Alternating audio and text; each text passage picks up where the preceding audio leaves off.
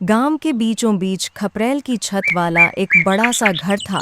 उसमें भगवती काकी रहती थी, जिनका नाम सुनकर ही मोहल्ले की औरतें डर जाती थीं, क्योंकि काकी की जुबान जो कभी रुकती ही नहीं थी।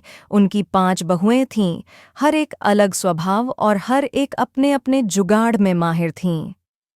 बड़ी बहू ललिता मीठी मीठी बातों से काम निकलवाने वाली थीं। दूसरी बहू सुनीता आलसी मगर बहानों की महारानी थीं। तीसरी बहू गीता चालाक और चुपके से अपना मतलब साधने वाली थीं। चौथी बहू पार्वती रोकर और भावुक होकर सबको पिघला देने वाली थीं। पांचवीं बहू कविता स्मार्टफोन और सोशल मीडिया की रील वाली बहू थीं। मंच पर भगवती काकी झाड़ू लगाते हुए बड़बड़ा रही थीं और वह चिल्लाते हुए बोली, अरे ललिता, जरा जल्दी उतरा, घर की सफाई करनी है। ललिता सीढ़ियों से उतरते हुए मीठी आवाज में बोली, अरे अम्मा, आप तो दुनिया की सबसे प्यारी सास हैं। आप झाड़ू मत लगाइए, मैं करती हूँ। वह झाड़ू पकड़ लेती है, लेकिन झाड़ू को धीरे धीरे ऐसे चलाती है जैसे सिर्फ दिखावा कर रही हो। सास ध्यान से देखते हुए बोली, अरे अरे, ये सफाई कर रही है या खेत में गेहूं बो रही है?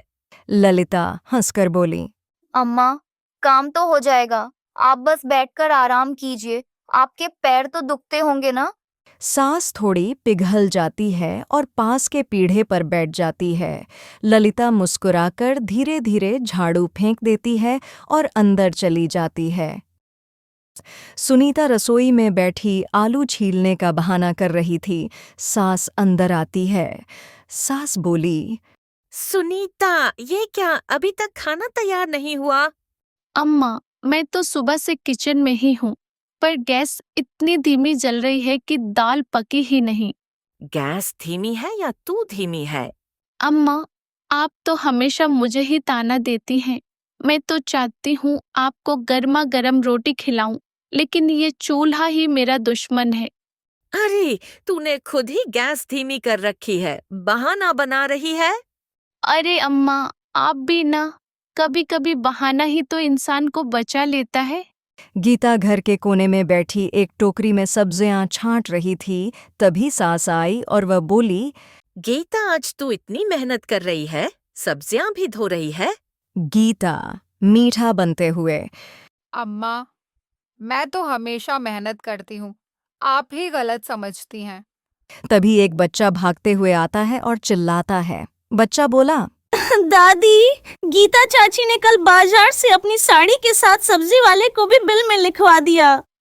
सास का मुंह खुला रह जाता है और गीता हड़बड़ा जाती है। सास आंखें तरेरते हुए, तो ये है तेरा जुगाड़, कपड़ों के साथ सब्जी भी मुफ्त में। गीता मुस्कुराते हुए बोली, अम्मा, घर के लिए ही तो कर रही हूँ, आप भी तो बचत की बातें करती रहती हैं। उसकी चौथी बहू पार्वती बैठी रो रही थी और आंचल से आंखें पोंछ रही थीं। सास चिंतित होकर बोली, क्या हुआ पार्वती, तू क्यों रो रही है? पार्वती सिसकते हुए बोली, अम्मा, मैं तो रोज मेहनत करती हूँ, पर आप कभी मेरी तारीफ नहीं करती। आपको तो बस मेरी गलती नजर आती है। सास थोड़ी नरम पड़ जाती है। अरे तू भी ना, जरा सा काम कर ले तो दुनिया को बताना शुरू कर देती है। तो क्या मैं काम न करूं? अच्छा, अब से मैं कुछ नहीं करूंगी। सास समझाने लगती है और खुद ही उसके हिस्से का काम करने लगती है। पार्वती पीछे से मुस्कुराती है। उसकी 5वीं बहू कविता मोबाइल लेकर आंगन में रील बना रही थी। बैकग्राउंड में गाना बज रहा था। सास भी कभी बहू थी। सास गुस्से में बोली, अरे, ये क्या कर रही है, काम छोड़कर नाच रही है। कविता हंसते हुए बोली, अम्मा, ये सब हमारी इज्जत का सवाल है। रील बनाऊंगी तो लोग हमें लाइक करेंगे, शेयर करेंगे, फॉलो करेंगे। सोचिए, गांव की सास बहू अगर वायरल हो गई तो कैसा लगेगा। सबकी सास बहू हमसे जलने लगेगी। अरे, मुझे तो बस रोटी चाहिए, ये तेरे लाइक शाइक क्या होते हैं? लाइक मतलब इज्जत। अम्मा जी, लोग हमें पसंद करेंगे। सास सिर पकड़ लेती है। सास आंगन में सबको बुलाती है। पांचों बहू लाइन में खड़ी होती हैं। सास कड़क आवाज में बोली, सुनो बहुओं, तुम पांचों के जुगाड़ मैं जान गई हूँ। अब से या तो मिलकर काम करो या सबके जुगाड़ खोल दूंगी पूरे गांव में।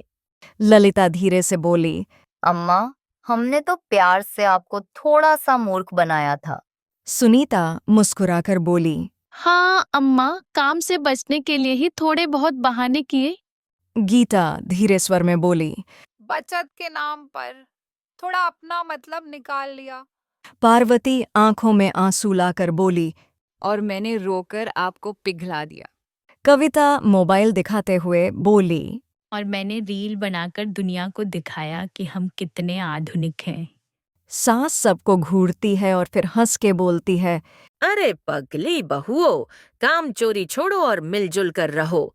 घर तभी घर बनता है जब सब साथ हों। सब हंस पड़ते हैं और गाना बजता है।